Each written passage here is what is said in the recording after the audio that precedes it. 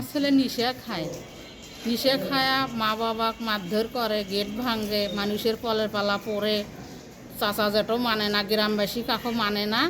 এই জন্য আমরা বাধ্য হয়ে টিওনো স্যারের কাছে নিয়ে এসেছি, তার এটা সাজা দেওয়ার জন্যে তার কাছে অনুরোধ করি। তাই জন্য আমার এই ছেলেক সাজা দেয়। এই ছেলের জন্য আমার ছেলপল আরও নষ্ট হয়ে যাচ্ছে। আমার তো আরও ছেলপল আছে, এগুলো নষ্ট হয়ে যাচ্ছে। পাস করে গাজীপুর গেল, যা এফএক্সে চাকরি নিয়েছিল, নিয়ে ফার্স্টেই 10-11,000 12,000 টাকা বেতন তোলা শুরু করলো। করার পরে টাকাটা ও নিজেই রাখে সখীপুর যা ইয়েবা খাওয়া শুরু করলো। ইয়েবা খাওয়ার পরে মাথা যখন নষ্ট হয়ে গেছে, সখন এফএক্সে আসে ওই রুমের মধ্যে সখন কম্পিউটার বোতল ভিজে মারে, সখন ওখান থেকে বাড়ি করে দেয়।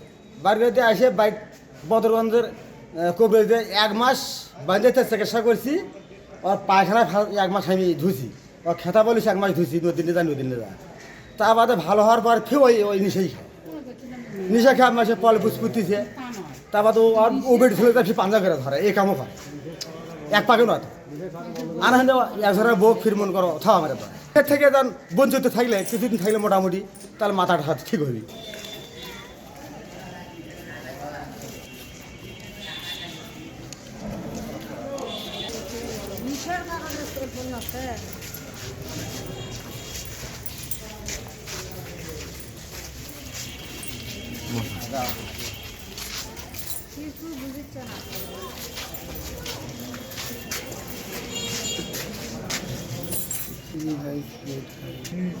दादा है